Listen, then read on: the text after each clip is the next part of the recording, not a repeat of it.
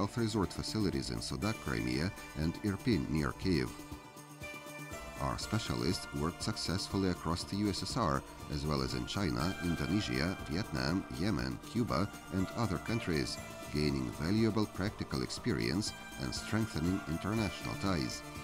In 1966, works got underway at 5A Narodного Opolchenia Street in Kyiv to construct 3 blocks of the Institute building with a total area of more than 10,000 square meters. Also, 120 staffers moved into a new 80-flat house that was built for the Institute. Those were the startup years for our team, and they began with Nikita Khrushchev's notorious speech at the United Nations.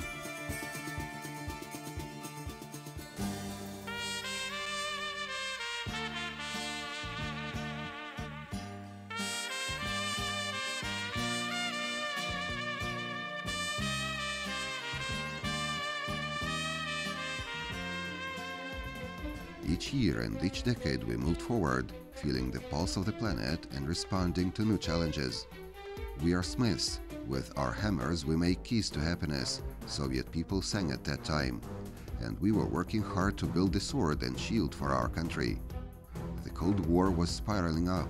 The Soviet Union was in growing confrontation with China, led by Mao Zedong. It became necessary to build a strong air shield for the country. The Amur conflict of 1968 and 69 necessitated huge concentration of troops at the Chinese border. I have been working here since the 1st of September 1969. This organization is my only and last job. This institute worked at development of strategic missile complexes. I had to travel a lot across Ukraine and the rest of the Soviet Union. Besides missile complexes, we also dealt with military airfields. There were very many airfields, 92. Our staff numbered about 800. We were a friendly, united and patriotic team. We were building a nuclear shield for our state, and we were proud of our mission. Of course, commitment, discipline and responsibility for our job were in the first place. We knew what to do. We knew the objects of our work, and we knew for sure that the work would be done.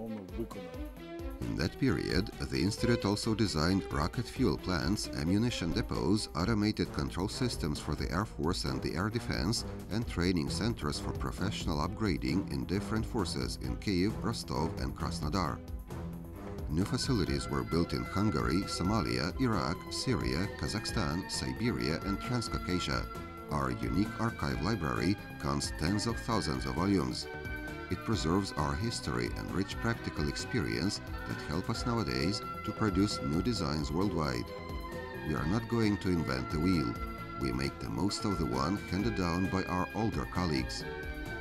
In the course of modernization, ICBMs were replaced with upgraded types.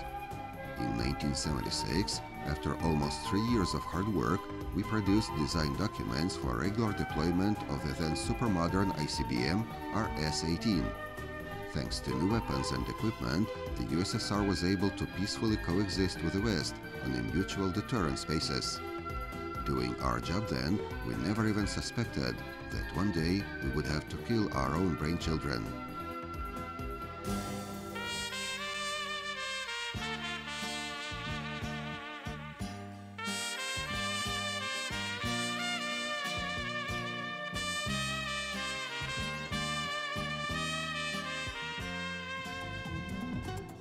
A lot has been written about the Golden Age in human history.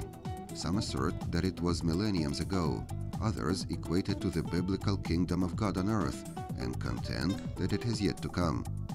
Leaving arguments up to philosophers and historians, we are proud to remember our Institute's Golden Age, which began in the 1980s.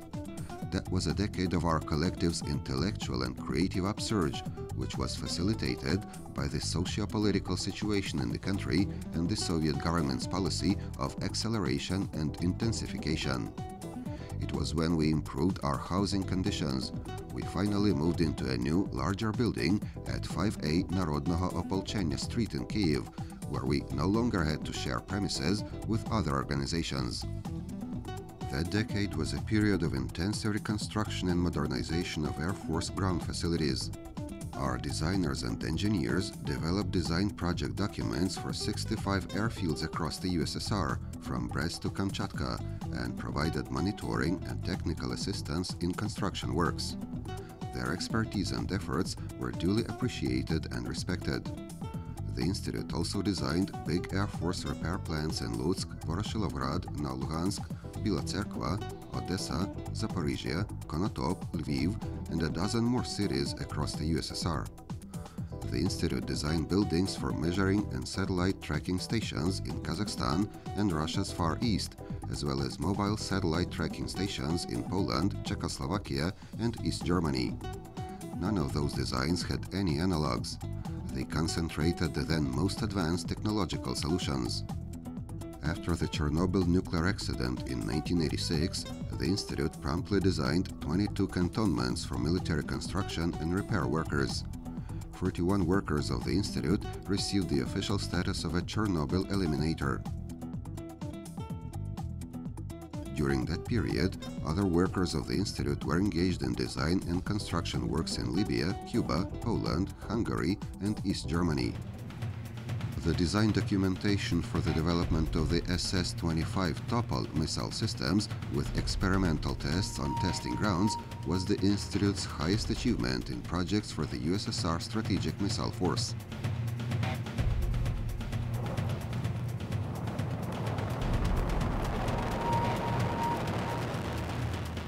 At that time, the institute designed 600 facilities annually and had 2,000 operation positions. Each assignment was completed in time and with the highest quality of performance and output. Then came the times of drastic changes, which erased the Soviet Union from the political map of the world and frustrated our big ambitious plans. We had to adapt to new realities literally on the run. We had to learn to live in the newly independent country.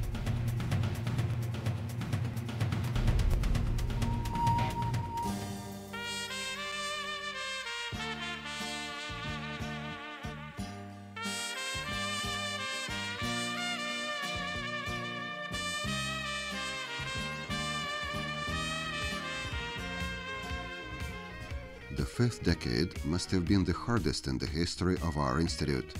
It witnessed drastic changes in the state borderlines, in the people's way of thinking, in business and social relations.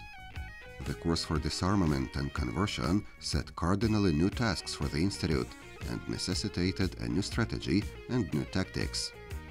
The staff and personnel had to keep afloat and learn to live in the new historical, economic and political realities.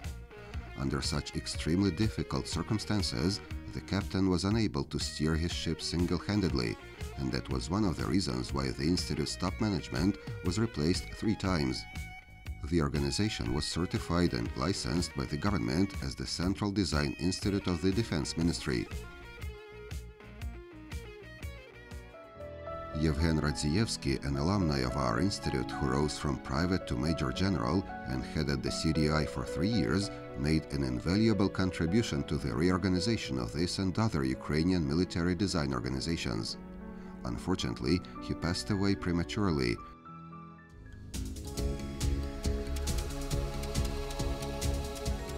And the helm was taken over by Colonel Oleg Premachuk.